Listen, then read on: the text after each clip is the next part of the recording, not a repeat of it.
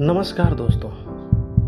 मान लीजिए आप एक ऐसे कमरे में बैठे हैं जहां हर कोई एक ही बात दोहरा रहा है, एक ही सोच और एक ही नैरेटिव चला रहा है, और तभी एक आवाज उठती है, ये सब गलत है। अब उस आवाज को आप क्या कहोगे? कोई पागल है, विद्रोही है, या कोई सच बोलने वाला है जो उठ खड़ा हुआ है? आज की कहानी उसी आवाज की है। दोस्तों, अगर सच बोलना गुनाह है तो सबसे बड़ा गुनहगार कौन होता है? वो जो झूठ फैलाता है, या फिर वो जो बिना डरे सच बोल देता है? अजीत भारती शायद इस सवाल का जिंदा जवाब है अजीत भारती जी। दोस्तों, हर दौर में कुछ लोग ऐसे होते हैं जो भीड़ का हिस्सा बन जाते हैं, और कुछ लोग ऐसे होते हैं जो भीड़ में नहीं, भीड़ से हटकर अपनी एक अलग पहचान बनाते हैं। और ऐसे ही लोगों के लिए किसी ने क्या खूब कहा है, भीड़ में सब लोग अच्छे नहीं होते और अच्छे लोगों की भीड़ नहीं होती है। ये था आज का। अजीत भारती जी जैसे लोग दूसरी कैटेगरी के लोगों में आते हैं। ओके जी, नमस्कार आप सबका नहीं, सबको। भाई सच बोल रहा हूं, आप इस आदमी को जब भी सुनोगे, इनके फैक्ट्स और लॉजिक सुनकर सोचने पर मजबूर हो ही जाओगे। इस आदमी को जितना सुनो उतना ही और सुनने का मन करता है। ऐसा लगता है कि ये आदमी बस बोलता रहे और हम बस लाजवाब होकर बैठकर सुनते रहें। बात तो सही है। दौड़ना तो पड़ता है। दिल चाहेगा कि ये अपने जुबान से सिस्टम और समाज के हर वर्ग पर ऐसे ही तीखे और नुकीले बाणों का वर्षा करता रहे। भाई दिल को सुकून मिलता है। चाहे इनके सिस्टम पर उठाए सवाल सुन लो, या फिर जुडिशरी को क्रिटिसाइज करने का अंदाज, क्या जबरदस्त प्रहार करते हैं ये।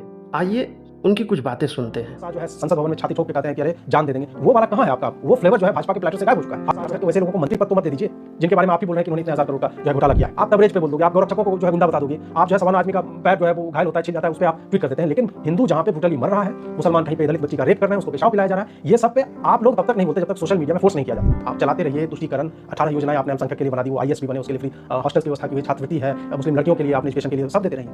लेकिन आपका एक परसेप्शन जो एंटी हिंदू होने का दिखता है वो दुर्भाग्यपूर्ण है। आप संभवतः यह सोचते हैं कि ये लोग जाएंगे कहां, और काफी हद तक ये सही भी है। लेकिन अगर आपको छोड़ के वो कहीं और ना जाए, इसका मतलब ये नहीं कि घर में बैठा भी नहीं रहेगा। और आप जानते हैं कि जहां भी वोटिंग परसेंटेज अगर कम होता है तो आपके हारने के अवसर जो बढ़ जाते हैं। आपने सरतन से जुदा पे आज तक एक पंक्ति नहीं बोली मोदी जी। ये लिटरली शब्दशः गर्दन काटने के लिए एक भीड़ को उकसाया जा रहा है और गर्दनें कट रही हैं। अजीत जी के बेबाक बोलने का अंदाज और उनके सवालों में छिपे लॉजिक ने सिस्टम को झकझोरने के साथ साथ भ्रष्टाचार और अराजकता को आईना दिखाने का काम किया। और जैसे ही आईना सामने आया, कई चेहरों का सच दिखने लगा।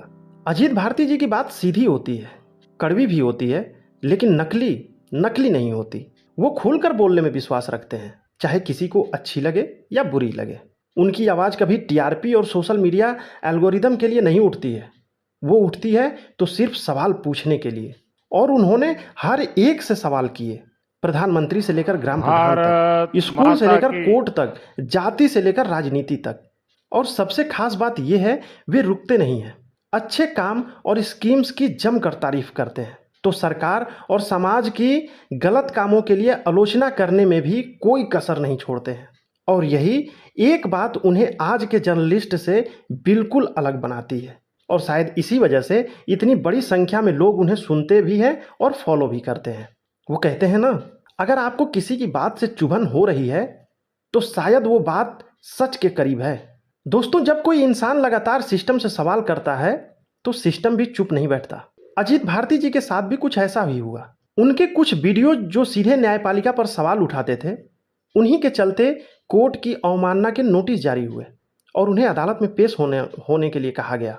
ये सिर्फ एक केस नहीं था, ये एक संकेत था कि सच बोलने की भी एक सीमा होती है। कभी उनको सोशल मीडिया पर ट्रोलिंग किया गया, अनजान कॉल से धमकियां मिली, मैसेज और ईमेल्स में चेतावनियां भी मिली। उनके खिलाफ बहुत माहौल बनाने की कोशिश की गई। लेकिन जॉर्ज ऑरवेल ने एक बार कहा था, in a time of deceit telling the truth is a revolutionary act. मतलब जब चारों तरफ झूठ फैला हो ना, तब सच बोलना ही एक तरह की क्रांति बन जाती है। महात्मा गांधी जी भी बोले थे, even if you are a minority of one, the truth is the truth. मतलब अगर तुम अकेले ही क्यों न हो, फिर भी सच सच ही रहता है। सच बोलने वालों को सबसे पहले चुप कराने की कोशिश की जाती है। अजीत भारती जी के बेबाक, निडर और एग्रेसिव सवालों का असर ये हुआ कि उन्हें आए दिन सच बोलने के लिए कानूनी लड़ाइयाँ लड़नी पड़ी, पब्लिक बैकलेस फेस करना पड़ा और हर बात पर स्क्रूटनी झेलना पड़ा। लेकिन दोस्तों, अजीत भारती जी की आवाज़ नहीं बदली, उनके सवाल नहीं रुके, उनको डराया गया लेकिन उन्होंने डर को अपने ऊपर हावी नहीं होने दिया। फ्रैंकलिन डी रूजवेल्ट ने कभी सही कहा था, the only thing we have to fear is fear itself. मतलब हमें सबसे ज़्यादा डर से ही होना चाहिए और उसी डर को तोड़ना है। अच्छा, ये भी जरूरी नहीं कि आपके सच से हर कोई सहमत ही हो। कुछ लोग ऐसे भी हैं जो उनसे सहमत नहीं होंगे। कुछ लोग कहते हैं उनका अंदाज थोड़ा ज़्यादा एग्रेसिव है और कुछ कहते हैं यही उनकी सबसे बड़ी ताकत है। परंतु धीरे धीरे लोग सिर्फ उन्हें सुन ही नहीं रहे हैं, उनके उठाए सवालों और मुद्दों को लोग समझने भी लगे हैं। ये उनकी दृष्टिकोण का ही नतीजा है कि चाय की दुकान से लेकर सोशल मीडिया तक अब लोग सवाल पूछने लगे हैं। क्या हम सच में सही चीज मान रहे हैं या फिर हमें बस वही दिखाया जा रहा है जो हमें दिखाना चाह रहे हैं? कहीं ऐसा तो नहीं कि हम सच नहीं, सिर्फ एक बनाई गई कहानी पर यकीन कर रहे हैं। उन्हें लोगों को क्या सोचना है ये नहीं बताया, उन्होंने लोगों को खुद सोचने पर मजबूर कर दिया है भाई।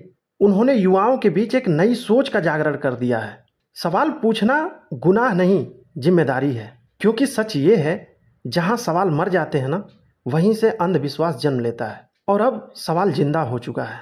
अब हम वापस आते हैं अपने उसी सवाल पर, क्या सच बोलना गुनाह है? अगर हाँ, तो शायद हर वो इंसान जो सवाल पूछने की हिम्मत करता है इस दुनिया की नज़र में गुनहगार है। लेकिन सच ये भी है कि बदलाव हमेशा उन्हीं लोगों से शुरू होता है जो चुप रहने से इनकार कर देते हैं। और आज उस आवाज़ का एक नाम है जो शोर मचाए पड़ा है, अजीत भारती।